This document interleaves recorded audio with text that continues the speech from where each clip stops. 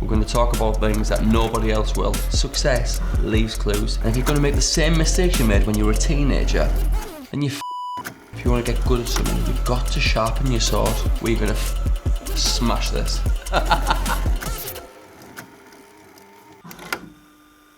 Massive thank you to Baker's Tailoring of Middlesbrough for not only kitting me out with all my suits and gear, but for also sponsoring this episode of the Little Bricks Podcast. Hey Graham, how are you? I'm good, Lee. Thank you very much. Brilliant. Listen, thanks so much for getting on. We've flirted with this for over a year now, right? Yeah, no. Yeah. Things go on, don't they, where you just can't do them dates, that you've agreed to. So, yeah. Yeah, my apologies on my part. But listen. And mine. Well, there you go. Good things comes to those who wait. Yeah. When I started the podcast, the Little Bricks Podcast, I wanted to try and get messages of positivity out of people because, we're from a town in Middlesbrough, the pair of us, we're very proud to be from. But I think it's important to help people, to share our experiences, both good and bad, and try and help people, get back on the right path or get to where they want to be in life. Yours is a very inspirational story. One I'm well versed in because of my old fella speaks very highly about you. And he's seen both sides of Graham, I guess. Being a bouncer in the town. And mutual friends as well. So for those who don't know Graham and those who live outside of Middlesbrough, tell us the story of Graham C, please, right from the start, mate. Listen, go all in. Yeah, well, I usually start around about 9-year-olds because you start remembering a lot of stuff. Well, a 9-year-old, I lived on a road called Ellaby Green in Berwick Hills, and my mother worked in the Jack and Jill pub. And, on the street, we had, it was called Ellaby Green because at the top of the street there was some green. And that green was like our Wembley. We had like boxing matches on there and camped out. You had to come in on the night, but you camped out, and you did all kinds on that bit of green. So what I remember is there were some good memories, I did notice a couple of things that when even the lads and lasses who didn't have a dad, they often went to see him on a weekend, and I used to ask them things like, where have you been, what have you been up to? And even though, my nan and granddad tried to do things with me, I was kind of never told anyone, but inside I was kind of hurt, because they were going swimming and they had this other family. And I used to think to myself, we've got this other family, so they've got another nan and granddad, and they've got like other aunties and uncles. They must get more Christmas presents and more pocket money, and they seem like they go places. Well, yeah, so I was like a bit envious about that. I remember asking my mum why I didn't have a dad when I was a young kid, and she said, it doesn't matter because I love you, and you don't really need a dad. Well, in a way, I didn't ever ask again, but I had a nan and granddad and 3 uncles who lived with us in this little house. But then like a bombshell hit me. I was 10-year-old and I got told we were moving to a place called Ormsby. So we went to have a look at it first, and, I thought it was quite posh because cars had tax on, and there was like bikes outside and milk on doorsteps. Can you ever believe it? Little orange juices and that. They weren't there long after I got there, by the way. I got to know the lad who worked on the milk as well. So, because what I couldn't work out was people left money on doorsteps. I thought, man, where have I come to? Do you know what I mean? There's like little banks all over the estate. So I can laugh now, but at the time I was like, my nana was really poorly. She used to go to a mental institution all the time, and she was in there, sometimes in a bad way, and sometimes have to have electric shock treatment, and was just poorly with hearing voices in her head and stuff like that. So my nana at the time was probably the person I spent a lot of time with because my granddad worked a lot to pay for the bills. Derek and John had moved by then, and there was just Terry, my uncle Terry, and so my nana was the one I spent most of my time with. And when she used to go missing, I used to be like a bit hurt. But what I did notice is, when I look back now, when I was about 11, I kind of became a little bit of a recluse. Not for long, but because I was missing my old place, missing my mum. My mum had got married and lived in Overfields.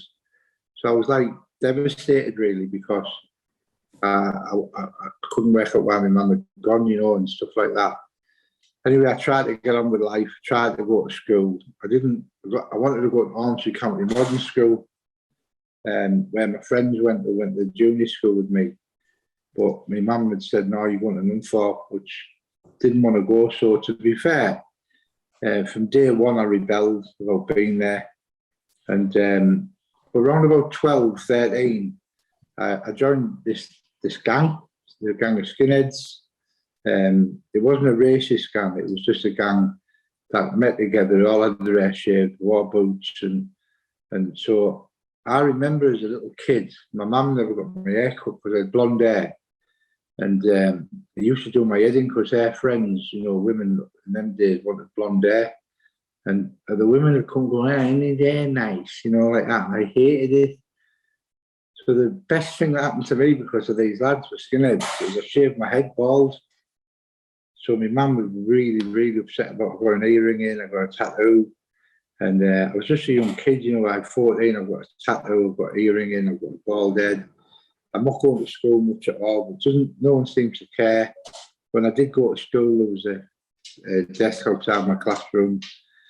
But what happened to me was that I started getting into trouble with the police. I got a really good relationship with the police from probably the age of 13, spraying my name on the estate where I lived, breaking in the youth clubs and the schools. And anyway, it keeps escalating and escalating into one thing or another.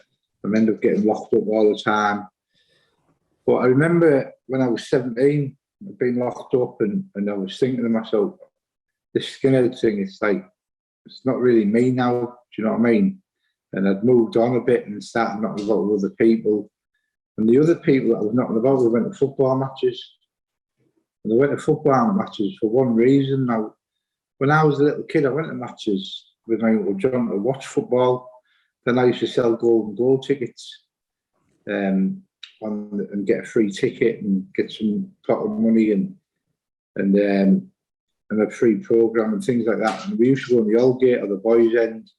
But for me, I was now going to these matches because these lads went, but they went with like a uniform on, and every football team had a firm. It was almost like they were trying to be the smartest dressed, you know.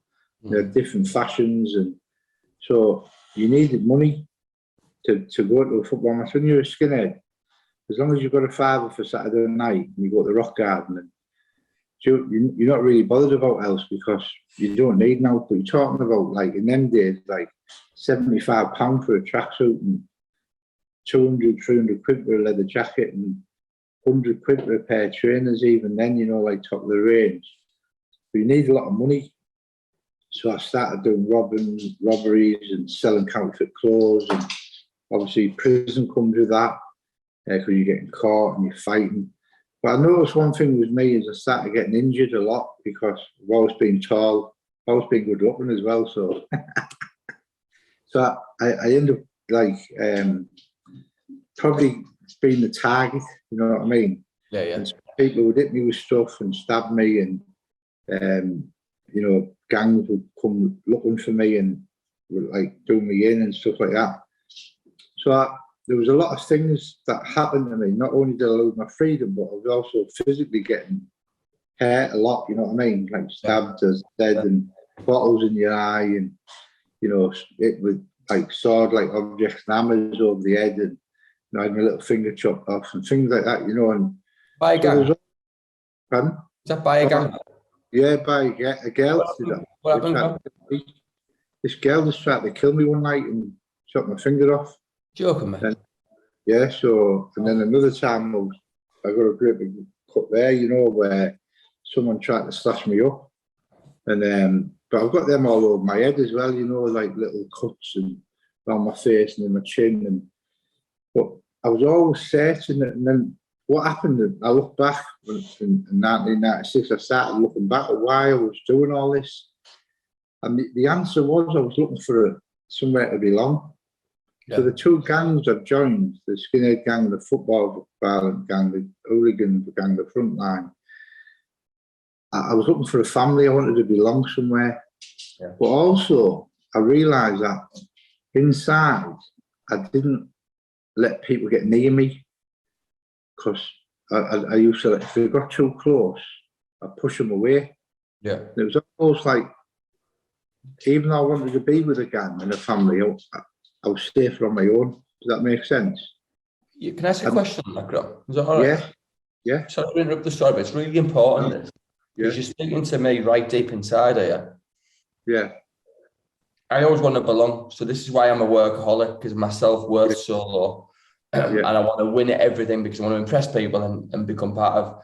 But pushing people away, when you say pushing people away, because I think that I've met some wonderful partners and I've fucked up really bad. Yeah. But I feel subconsciously I've probably done it intentionally because I don't think I'm worthy of that. Is that what you mean? Because I've felt that for a while. 100%, yeah. Is that what you meant by you were pushing people away? Yeah, because I was too scared to let them in here. Right. And a lot of it was because of your foundation, which I help a lot of people with now. So I'll get to that bit. I maybe can help, anyone,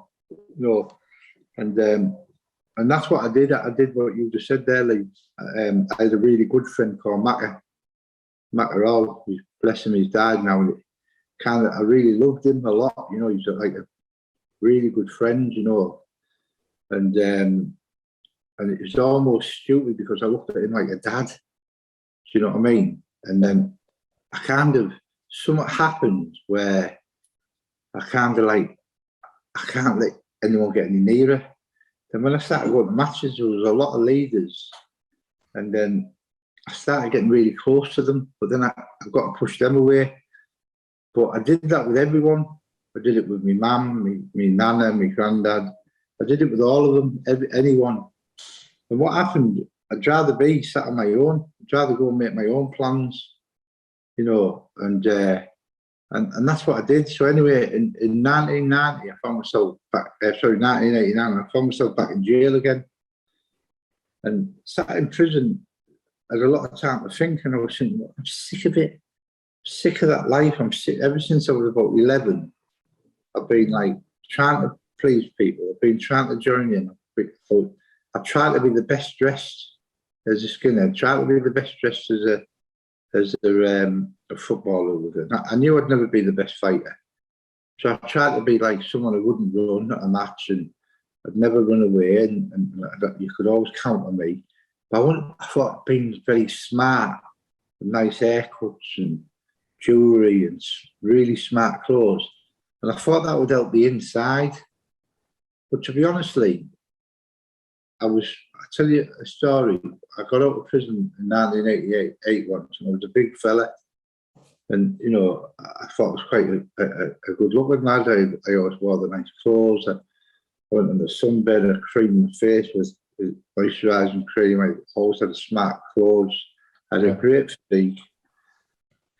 And yet when I went home and I took my Armani suit off and my Lacoste tracksuit, whatever it was, and I hung it up, inside, I was like a little 7-year-old boy crying himself to sleep. And I remember times of getting up and going out because I couldn't be on my own. But I longed to be on my own. Yeah. It was crazy. And it's all our brain, see. So anyway, so what happened was I got out of prison and I went back again. But this time, I knew I wouldn't get out till 1990. So I knew I was going to get out in around about June or July. I got out of July 1990. And I had a plan, and my plan was to leave Middlesbrough. Because let's face it, the trouble was Middlesbrough. It wasn't. So that was just an excuse, a deceit on my behalf. So I moved to Wakefield, got a job at a catalogue firm called Empire Stores. And this is why, like yesterday, I was at a conference and I was talking to people about our brain, our thoughts. And with working with forensic psychologists for 15 years, I kind of have quite a lot of knowledge about it.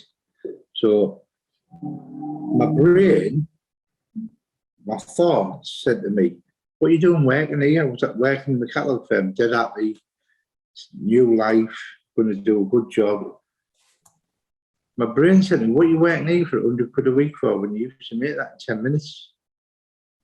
So I started nicking from the factory, and it wasn't long till I'm getting the sack and looking for a job. So I get a job on a pub called the Woolpack on Woolpack Court at the top of Westgate. Then I started working at the rooftop gardens. And New Year's Eve from 1990 to 1991, I did an undercover policeman. And that's the end of my life, really, because I've tried and tried and tried to settle down. My nana died when I was 20. That killed me, to be fair. My granddad died when I was 16.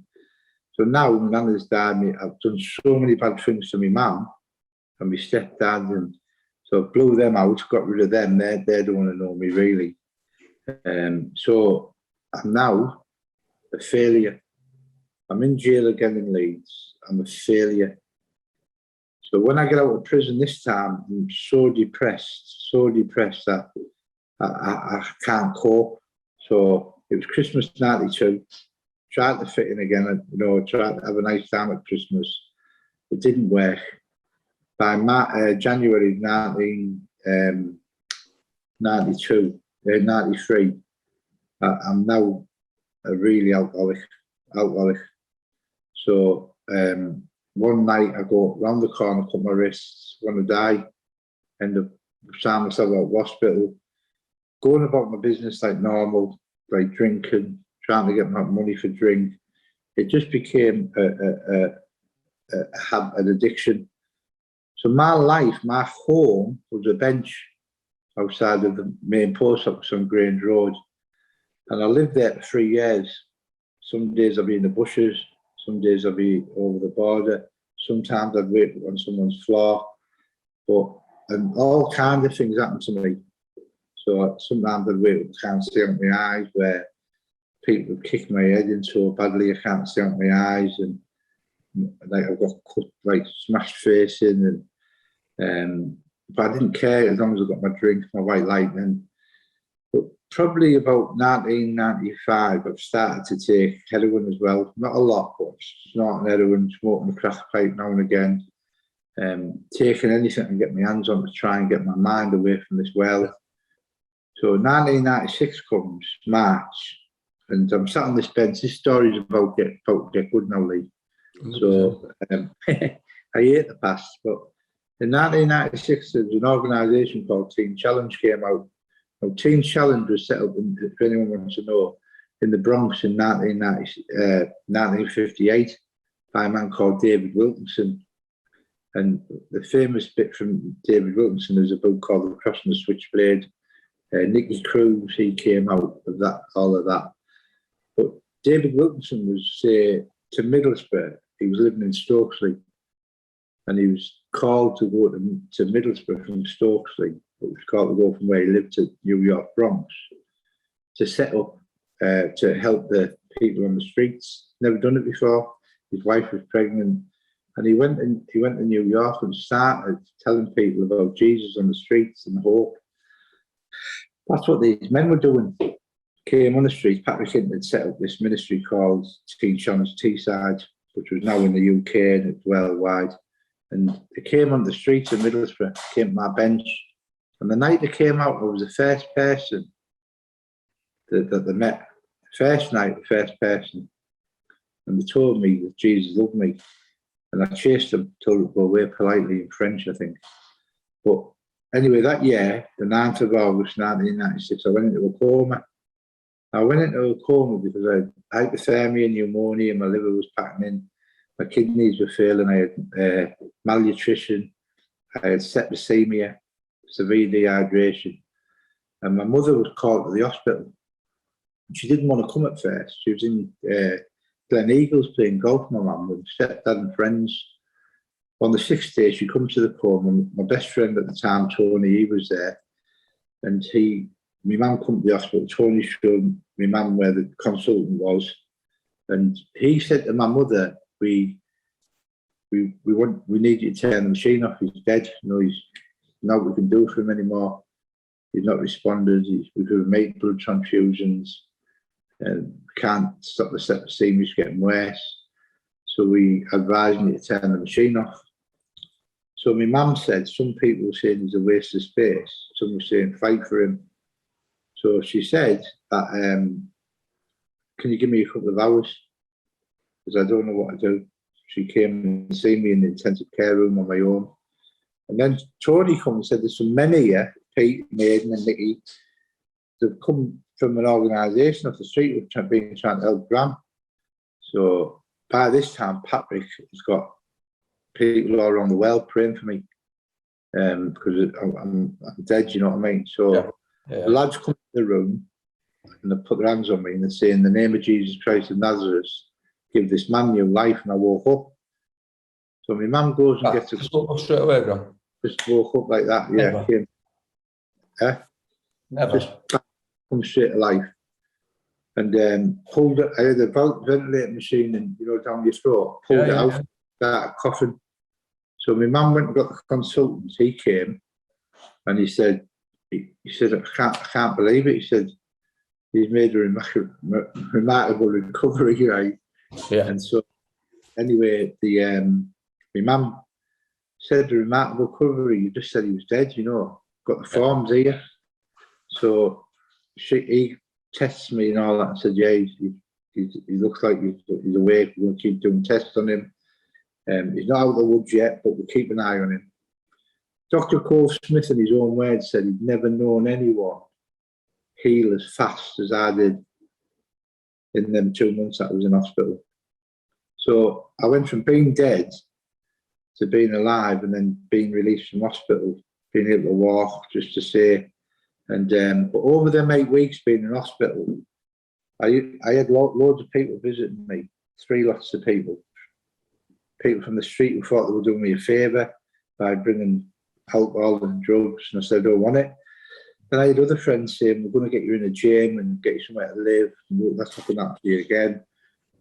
I didn't want that neither. And then I had these Christians telling me about Jesus. I didn't want that neither. I didn't know what I wanted, Lee. I didn't know what I wanted to do. Yeah. So anyway, I do know one thing, that when I was in that hospital bed for them 8 weeks, I hated what I'd become. I hated it. Yeah. And hate to me is a strong word. I don't use that word much. I despised how I'd been.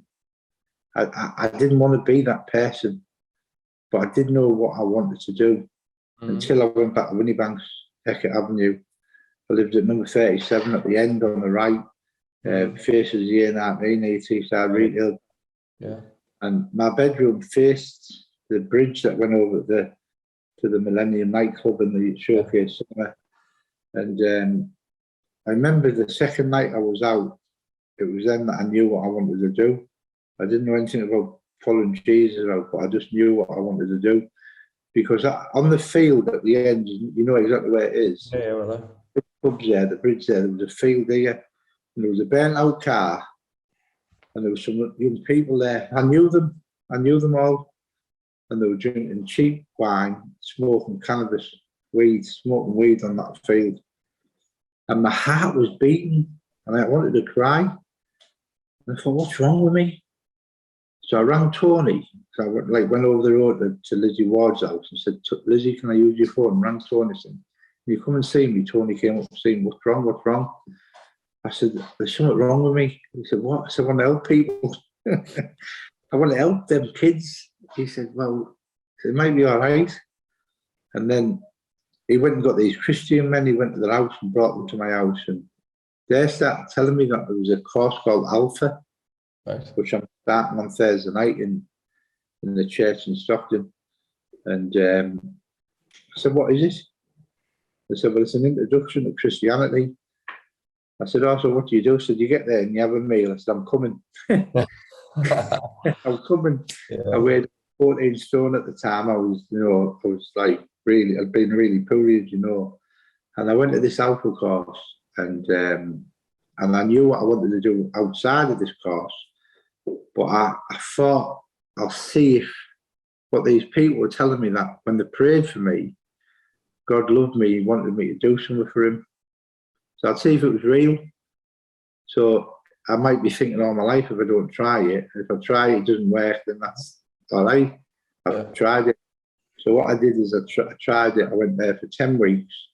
But in the 7th week, I made a decision on that 7th week. And on that 7th week, I asked Jesus to come and be with me and help me and give me this inner faith, strength. Yeah. And it happened to me at 2:45 on November the 9th, 1996. The difference was that night when I went on the streets where I'd been walking and trying to help people, I had something else with me. There was a sense that when I spoke to people, something was going to happen. Before that, I was just hoping it was going to happen. Yeah, yeah. But now I know that if I can change, anyone can, especially those who were like me. So I'd found my purpose. I'd found out what I needed to do. And what I needed to do was give people what I had myself. And that was hope and a life worth living. And so that was 25 years ago. And I've never stopped doing it. Yeah. I just do it in a different way now because I know a little bit more. Of course. In that journey, it was filled with a lot of persecution. You know, I stayed in Middlesbrough. Now, you imagine that 1 minute I'm a tramp, and calling everyone, trying to get money. Before that, I'm a footballer, we're a skinhead. I'm most into summit. So, of course, I can relate. Yeah. People are thinking, poor Grammy's brain damage from the coma. Yeah. Because he's talking about Jesus, you know. But the second year, people started to listen a little bit differently because they knew I wasn't brain damaged. Then I went away for 10 weeks to London, where I met Natasha, my wife, and she came to live in Middlesbrough on the 27th of January 1999 and moved into the flat in Moneybank with me. We got married in 1999. I moved in with Tony. We got married and moved in that flat. And we began our life together. We've been married 22 years now. What's she like, bro? Oh, it's amazing. Is absolutely, she? Yeah, unreal. Saved your life? Yeah, but she's been part of the journey, you know, saving my life, yeah. Yeah. Because, you know, Jesus saved my life, but then he gave me the icing on the cake. Yeah. But then he gave me 2 lads, Caleb and Boaz, you know. So it's been amazing. It's been amazing, but I suppose the, you know, even I went from having no responsibilities, doing whatever I want to do when I do it to 4 years later to being married with a son. With all the responsibilities, very, very difficult because I didn't know what to do. Yeah. But my mentor at the time was a man called Patrick Hinton and his wife Jane. And he used to tell me that Jesus knows how to be a dad and a husband too. He'll help you. Yeah. And he did. He has. 22 years married, for 22 and a half years nearly. Yeah. And so the journey is still, I'm still on it. Still, awesome. I'm still getting healed. I'm still getting rid of the old baggage. You know what I mean? So it's been a real great time. You know that the last 25 years have been the best years of my life. Yeah. Yeah. So, can I ask some questions? I'll ask some quick fire questions. Yeah. It's a hell of a story.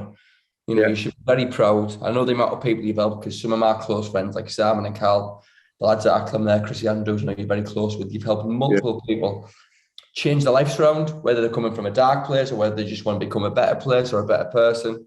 You've really helped them, introduce them to faith. So law of attraction. Now, with law of attraction, a lot of people, you said about your thoughts there becoming things. Yeah. I genuinely believe that, but it's biblical anywhere, right?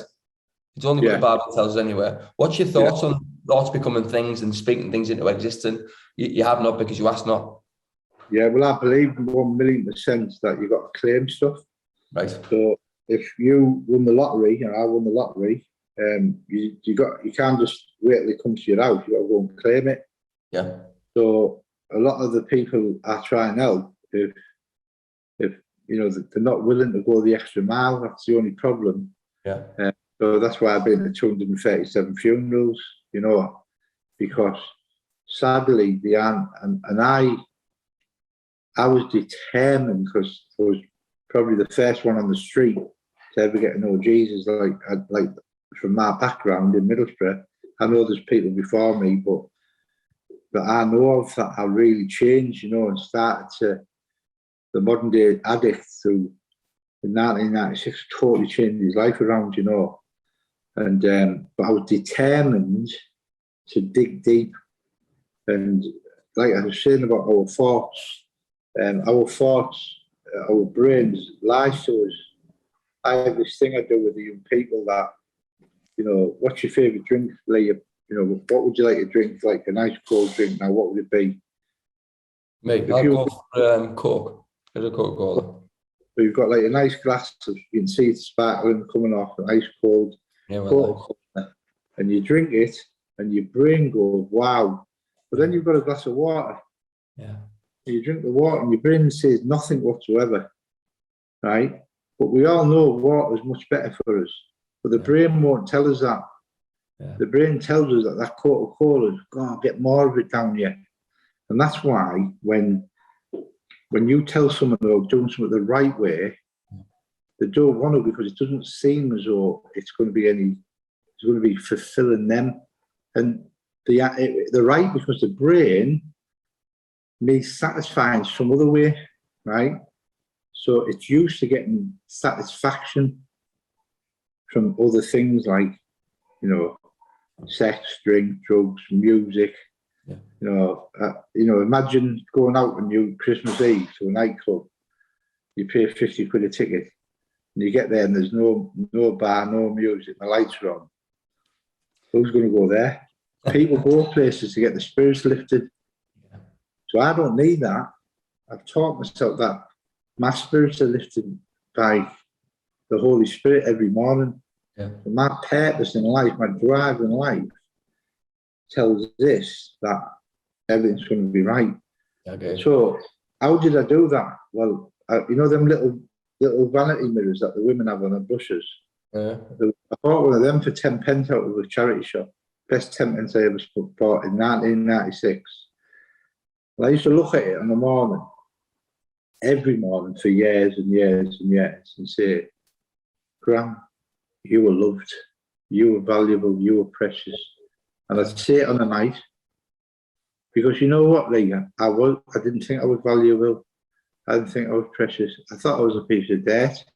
Yeah. I'd been told I didn't belong anywhere.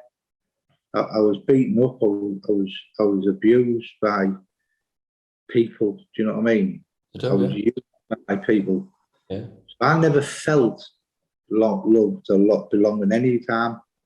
So I told this brain that I was. Yeah. It worked. So the answer to the question is 100%, yeah. Yeah, superb. Well, that there's a thought. If you've got any self-help guru in the world now, Tony Robbins, come over and they'll tell you about affirmations. Some say journaling, some say write it down, some say look in the mirror. Like it's Esther Hicks says, shout it out in the mirror, I am, I have, I will. Self-love. And it's literally from the Bible anyway. What about role models there? You mentioned a guy called David Wilkinson and many more mentors you've had. Yeah. Ken Blanchard, who was a fantastic leadership mentor. I think he's a pastor as well. Yeah. He says there's been no greater role model or leader than Jesus Christ. I grew up on the estate of Winniebanks, right? And I've got fantastic parents and family, so I'm very, very grateful. But the role models on that estate were either footballers, boxers, and they're not really accessible. So your accessible role models were dealers, hard men, the big fellas. Yeah. And that's what people at every estate in the country have. How important are role models, and how much of a role models have finding your faith for you been? And how can we help these kids get a better role model, Graham? Because like I see some people and I'll see myself thinking, you're going down that right, he's a dickhead, he's a bad person, you're going to end up in a bad place there. What's your thoughts on role models and how important they are, Graham? They're very, very important, like, and you're on about Jesus. Jesus is the greatest role model anyone can ever have. But what's happened is we're being told he's not real. Constantly, and more that he's not real, he doesn't exist, and you know it looks like he isn't because of what's going on in the world. But role models are very, very, very, very important to our lives. And like you say, looking to them role models that have no foundation, that they have no morals, they have no moral compass in life. See, it's key. And you see, you know, I'm going to tell you the truth, because I wrote a book called One Step Beyond. Yeah. Now, the first thing I did was I got 40,000 copies in the prisons for free. I've given, like, yesterday I went to a conference where there was 500 people.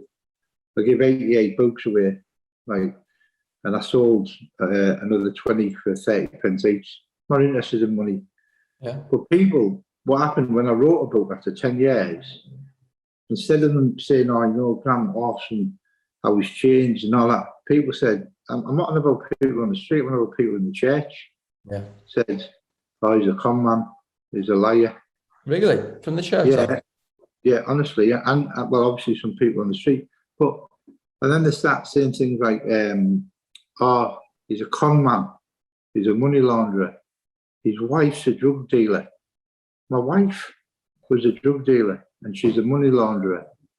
And have you seen this, that and the other? Now, what happens to, I believe, to a lot of places, especially in the cities and in the towns, people get what they call, like a psychologist would say, professional jealousy.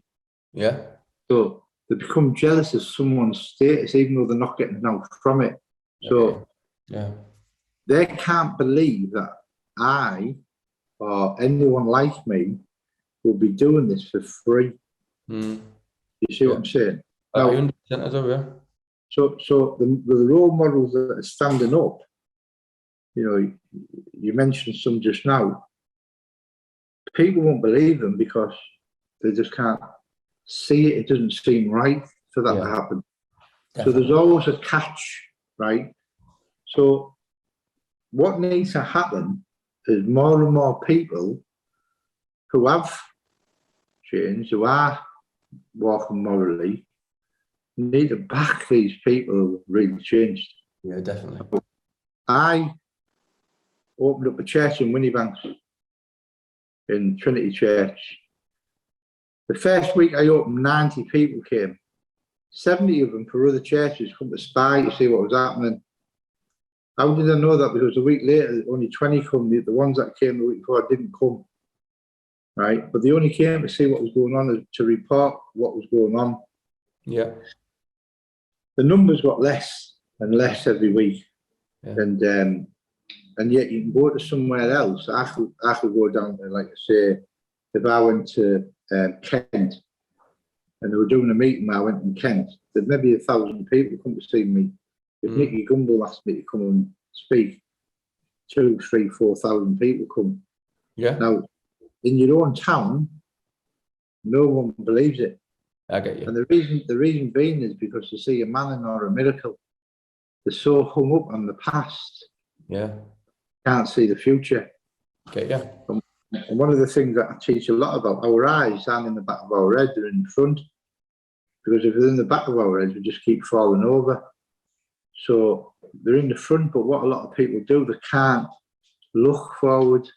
100%. They can only look backwards. And that's the key, see, for me, is looking for role models. They're right in front of you. Yeah, definitely.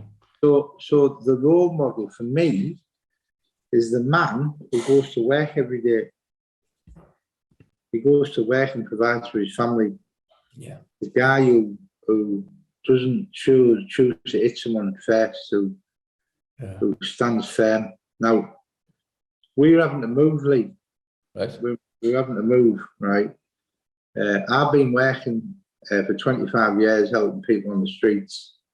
We're moving because of our neighbours, because they've been giving us such a hard time for such a long time, you know what I mean? The police I've had the police come to do correctly. Yeah. And the police go in the houses and what these people do, stick two fingers up at the police, and the police don't do all about it. So it's very difficult when you're trying to be a great role model. Yeah. You're getting persecuted even by the people who are meant to be the right people. So the role models you're talking about seem to get away with it because so many people let them get away with it. You know what I'm saying?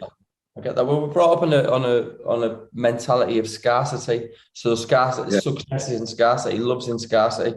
You've got all the love, you're in a happy relationship, so I want to hate on you. You've got all that money, so nothing. It's fucking abundant. There's so much out there for everybody. Now, one thing on that, I seen a Mike Tyson clip the other day, Graham. It's really interesting to lead me into this because he was talking to a rapper on his podcast is excellent. And how that man's turned his life around is wonderful. What a fountain of knowledge. The rapper says, if someone does something bad to me, I forget the rapper's name, I apologize. If someone does something bad to me, they're finished, they're done. And Mike Tyson said, you're wrong. That there, the devil's winning. You can't let that change your mentality. This is all temptation to try and change your thought process. What's your thoughts on that? Well, it's linked there, isn't it? Yeah, there is. Well, when I just changed, I was living on Eckert Avenue. Yeah. And I'd been to get some petrol, from this near the road. Over the road, yeah. Well, we'd had bonfire night, and then I'd changed me, and like there was a fire still going at the top of Eckert Avenue, and all the kids were saying, "Oh, we can't get it lit." So I said, "Hang on, I'll go and buy a can, and I'll get some petrol, and I'll get it going for us. So and I'll watch us and get some jacket potatoes and all that." And it was most of the kids on Eckert Avenue, so all the parents were out as well. So I went down to get the petrol, and as I was walking up, police van come. And the police van stopped and said, "Where are you going?" to me. And I said, I'm going to like home. I'm going to get some petrol, get the fire going, and after the kids so we can have some jacket potatoes and stuff. So I'm keeping out of trouble because I've changed, I'm going to help people. And they went to me, "Oh yeah, you've changed, have you?" And they started like saying now, I'll fall and this, that, and the other.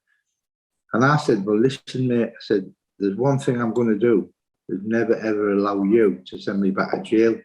Absolutely. And the mentality of forgiving and not see, two wrongs don't make a right, do they? Never.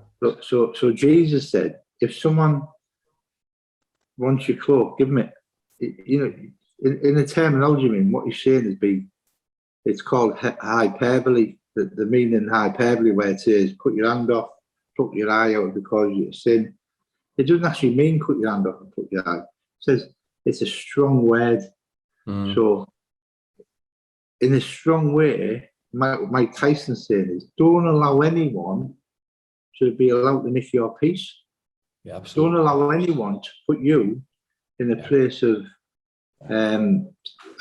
like going to court or getting in trouble with the police or getting kicked out of school or getting pulled up on your car to up here. But what people can't understand is if you do things correctly, then you are the winner, and you always will be. And the more you do it, the happier you become. Yeah, definitely. And what Mike Tyson's saying there is like we can either live in peace or pieces. So when we live in pieces, our life's all over the place. If you live in peace, you're content. 100%. 100%, mate. Yeah, 100%. I love it. Little bricks build big castles. Brick by itself or scattered on the floor is just loads of bricks. When you put them together, you can make something amazing to live in. What's your thoughts on your daily routine and habits, Graham? Because I'm one of your followers, myself, and wonderful people like Dawn Stewart, AP. They come in every morning and they say, "Thank you for your prayer." How important is your rituals and your habits and putting positivity out there every day, Graham? It's very important for me personally to get up in the morning and spend time with Jesus. Mainly because Jesus gives you the positivity.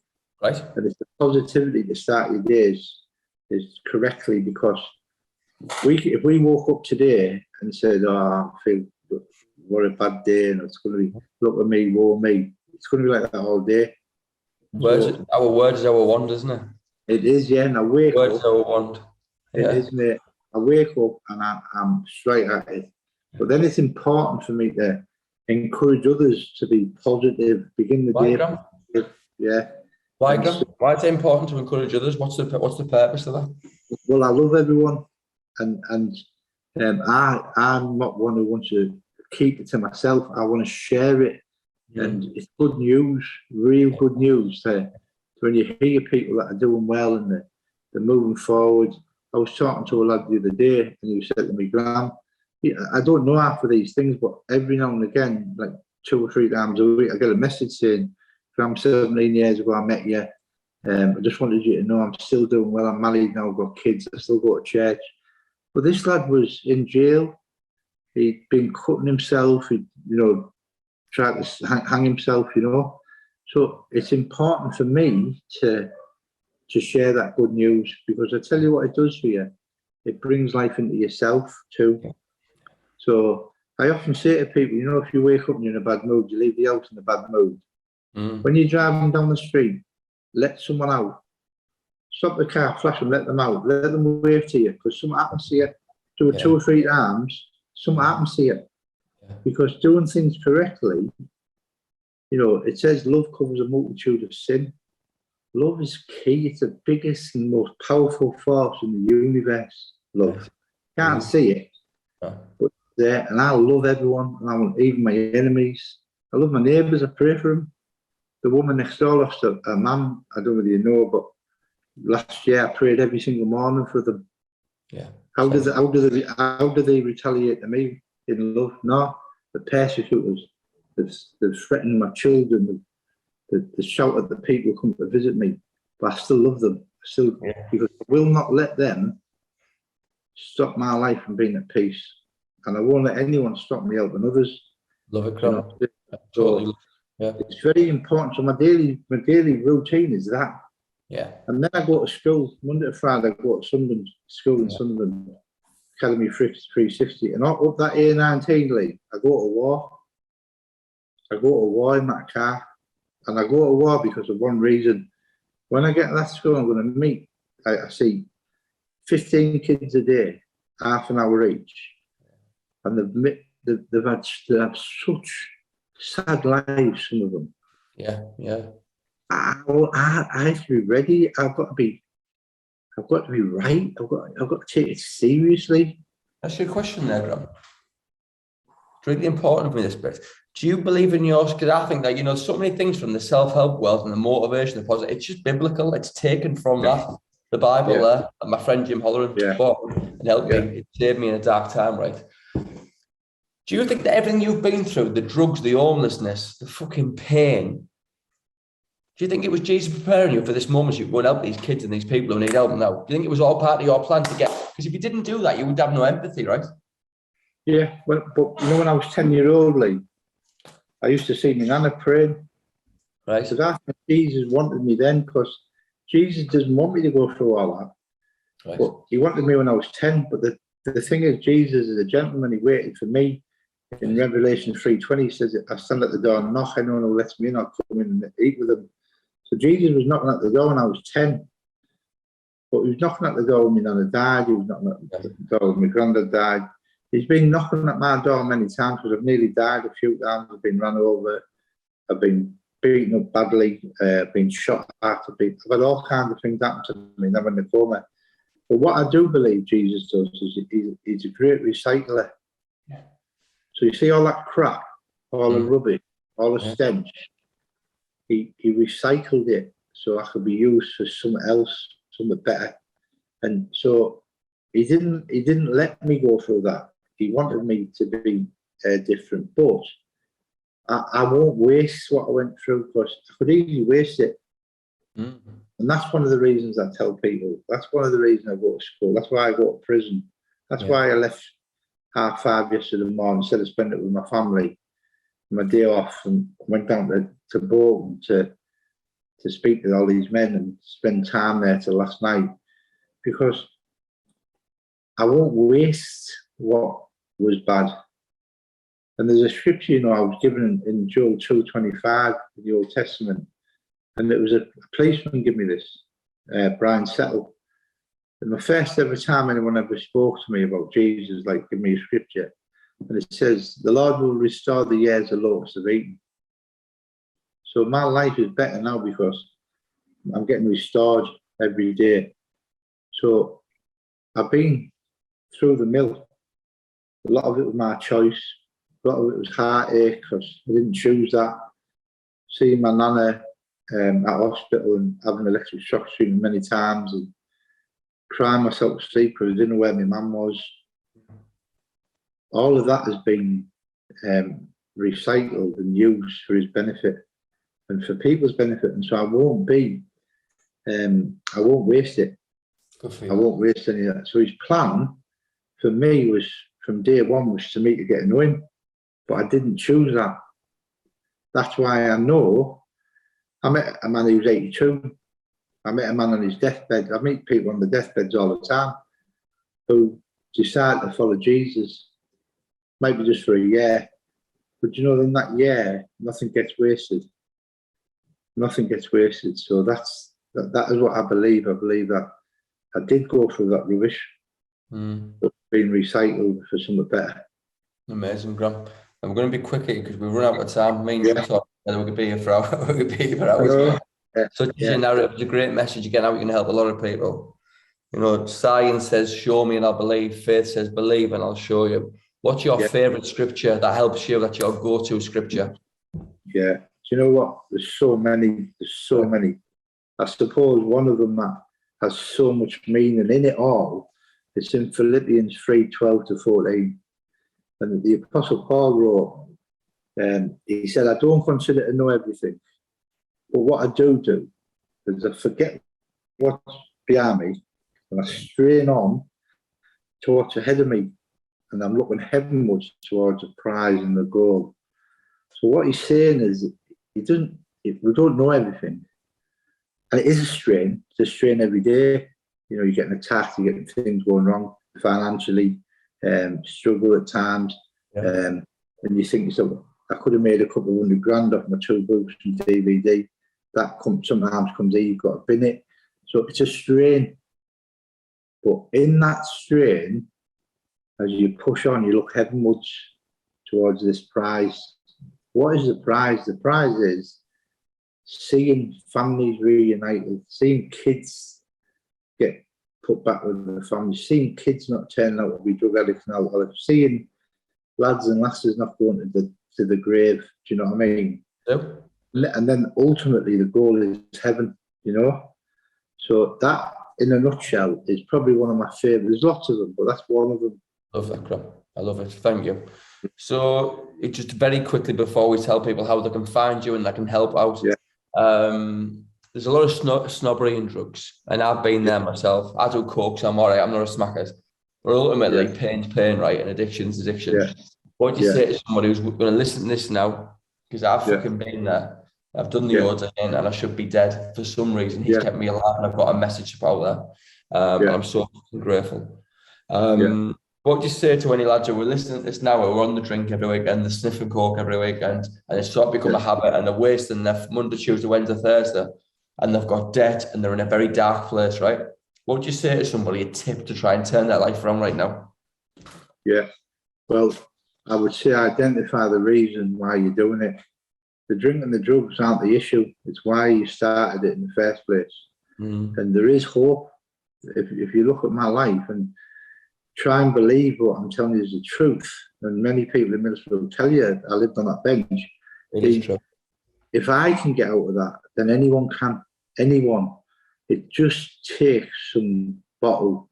Now, I will say to them people who are listening right now, if you woke up today and you needed some heroin and someone said there's £100 worth of heroin in Newcastle, but you can't get there by car or bike, you got to walk there, then walk there. Then walk to Newcastle and get that heroin. And what I'm saying is put the same amount of effort in your recovery. There's so many places in Teesside, rehabs all around the country. We can get you in rehab instantly. You know, you've got to push and push and push and push and strain on to do it. Because it's real. It's real. You can get free. Amazing, Graham. Listen, you're doing so much to help our community right now, and you're helping a lot of people. Some of my best friends hold you up here in such high esteem because of what you've done for it, but you do it behind the camera, right, where no one sees. How do people follow you? Where you're on social media? What platforms? How do people support what you're trying to do financially? How can people get behind you here and help the community, please? So you find me on the website, sowingseedsministries.org.uk. You can follow me on Facebook, Graham Seed. Just Graham Seed it is. And also to donate, you can donate to Soul & Seed Ministries. It's an interesting thing that you said, Lee, because when I lived on the street, I'd sometimes get 200 quid a day by begging for quid. Now that and I was bad and I used it for the bad reasons. Now that I'm clean, spent 25 years going into schools and youth clubs and prisons and churches. People are quite reluctant to share that quid a week, and that's all we ask for, quid a week. If we could get loads of people to share that with that, then that'd be fantastic.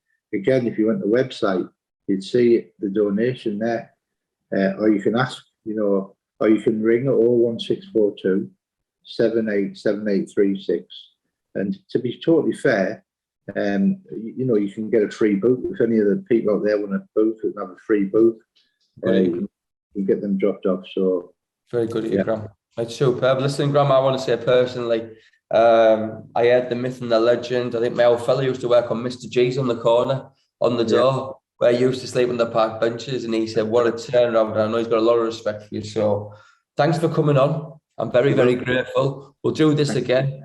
And I want to say thank you so much for what you do for our community in Teesside. God bless you. God bless you, Lee. Thank you very much. Thanks, Graham. I'll share all the links to the website and your Facebook when we put the podcast live. So that was Graham Seed on the Little Bricks podcast, speaking all things faith, Jesus, how he turned his life around for the power of God. He's a wonderful man. He does a lot for the community. He's a friend of mine as well, and I'm forever grateful for that. Cheers, Graham. Thank you very much, Lee. Thank you God bless. Take care. God bless. God bless. Bye.